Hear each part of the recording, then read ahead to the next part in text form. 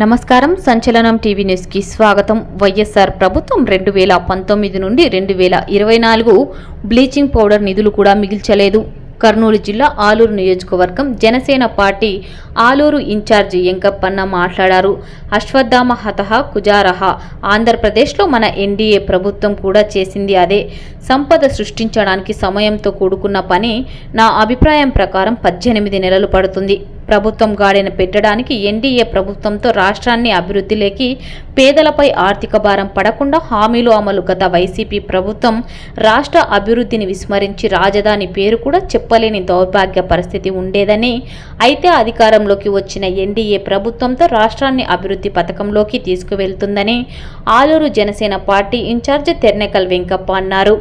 గురువారం ఆయన విలేకరులతో మాట్లాడుతూ ప్రజలపై ఆర్థిక భారం వేయకుండా ఎన్నికల్లో ఇచ్చిన హామీలను రాష్ట్ర ప్రభుత్వం నెరవేరుస్తుందన్నారు. అయితే గత ప్రభుత్వం చేసిన అప్పులతో రాష్ట్రం ఆర్థిక ఇబ్బందుల్లో ఉందన్నారు. సంపదను సృష్టించి హామీలను ఒక్కొక్కటి నెరవేర్చేందుకు 18 నెలల సమయం పడుతుందన్నారు.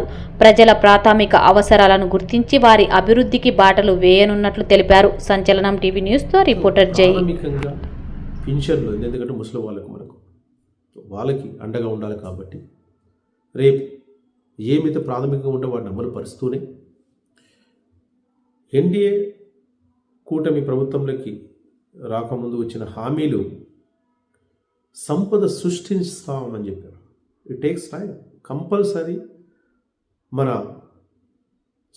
జగన్మోహన్ రెడ్డి గారు చేసిన అప్పులు ఆ టైంలో ఆ ప్రభుత్వంలో దాదాపుగా ఆ ప్రభుత్వం 100 రూపాయల అప్పులో 59 రూపాయలు వాళ్ళు అభివృద్ధి కోసము చేసిన ఖర్చు అయితే ప్రతి 100 రూపాయలు 2014-19లో గత ప్రభుత్వం 59 రూపాయల అభివృద్ధి కోసం క్యాపిటల్ ఇన్వెస్ట్మెంట్ కోసం చేస్తే 2019-24లో 22 రూపాయలు చేసింది. సో ఈ గణాంకాలు చూసుకుంటే క్యాపిటల్ రెవెన్యూ నీకు జనరేషన్ కాకోకున్నట్లా ఎలా మనము ముందుకు తీసుకెళ్తాం? సో కాబట్టి ఫస్ట్ ఒక 18 months టైం పట్టుకుంటుంది. దాంతో కూడుకున్న పని ఈరోజు మహా అద్భుతాలు ఏమీ సృష్టించలేము. It's takes time. ఈరోజు మన కళ్యాణ్ గారు చెప్తున్నారు, ఈరోజు బ్లీచింగ్ పౌడర్ చల్లడానికి కూడా పంచాయతీలో నిధులు లేవని చెప్పేసి ఈరోజు అలాంటి సిచ్యువేషన్స్లో రాష్ట్రం నెట్టబడింది ఈరోజు.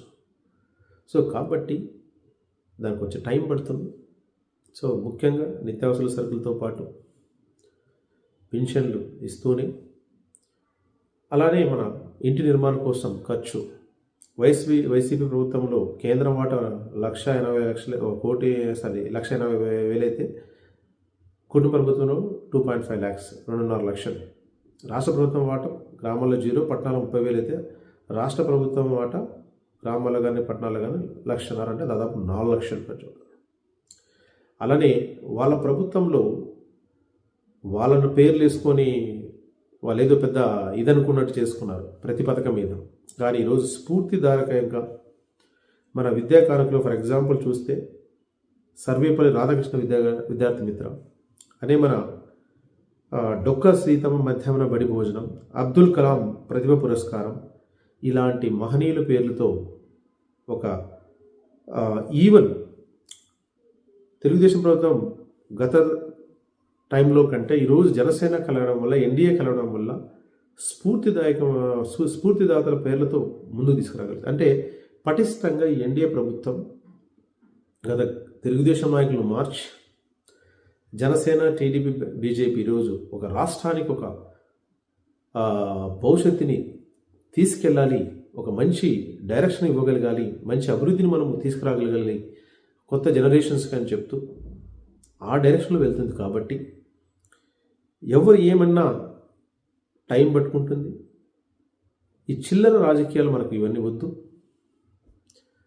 మనం చేయాల్సింది ఈరోజు మనం అనుకున్నది ప్రజల్లోకి ఏ విధంగా తీసుకురాగలగాలి, వాళ్ళ మీద భారాన్ని ఏ విధంగా తగ్గించగలగాలి. అందుకనే ఈ అమలు టైం పట్టుకుంటుంది. మీరు అడిగి ఉండొచ్చు, మీరు హామీలు ఇచ్చారే కదని చెప్పేసి. అదే ఆ మాట అన్నాను నేను యాక్చువల్గా. అశ్వత్థామ హతః కుజారః.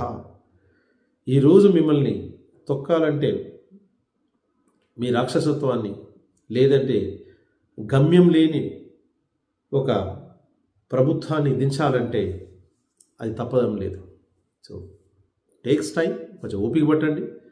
తప్పకుండా ఎన్డీఏ ప్రభుత్వం మిడిల్ క్లాస్ ఫ్యామిలీస్కి, పేదలకి, ప్రతి వర్గానికి అండగా ఉండే విధంగా ఉంటుంది, ఉండబోతుంది. కాబట్టి దానికి ప్రతి ఒక్కరూ సహకరించాలని, ముఖ్యంగా పింఛన్ల పంపకంలో ఎక్కడైనా అవకతవకలు ఉంటే మనకు అందజేయండి. తప్పకుండా అలాంటి వాళ్ళని ఐడెంటిఫై చేసి రిపోర్ట్ చేసుకొని దాన్ని సరిదిద్దే ప్రయత్నం చేస్తాం. ముసలి వాళ్ళకి కరెక్ట్ టైంలో వెళ్ళిపోవాలి, 4,000 అందించాలి ఇచ్చిన మాట ప్రకారం. వికలాంగులకు కూడా ఇచ్చిన మాట ప్రకారం వాళ్ళకు కూడా 6,000 అందించాలి. సో కాబట్టి ఇకనైనా ఎందుకంటే నీకు ఆలూరు నియోజకవర్గంలో కొంతమంది ఏదో స్పందిస్తూ ఉంటారు, ఎందుకంటే గ్రామాల్లో కూర్చొని మేమే నాయకులుగా మేమే అనుకొని చెప్పేసి. వీళ్ళకి నిజంగా అంత విజనరీ, అంత కరెక్ట్గా ఉంటే ఆలూరు నియోజకవర్గం అభివృద్ధి ఎప్పుడూ ఎదిగేది. సో అలాంటివి వాళ్ళ గురించి పట్టించుకోవాల్సిన అవసరం లేదు, అంత టైం కూడా వేస్ట్ చేయాల్సిన అవసరం లేదు ఈరోజు మనకు. గ్రామాల్లో ఆలూరు నియోజకవర్గ అభివృద్ధిని కానీ, గ్రామ అభివృద్ధిని కానీ ముందుకు తీసుకెళ్లే విధంగా మనం కొంచెం ప్రణాళికలు చేసుకోవడానికి కొంచెం టైం పడుతుంది. నేను ఆల్రెడీ నా సైడ్ నుండి కూడా బడ్జెట్ ఎంత కావాలని చెప్పేసి నేను ఆల్రెడీ లెటర్ పెట్టాను కళ్యాణ్ గారికి. సో కొంచెం పర్సనల్ కలిసిన తర్వాత మన గోడును కూడా అవసరమైతే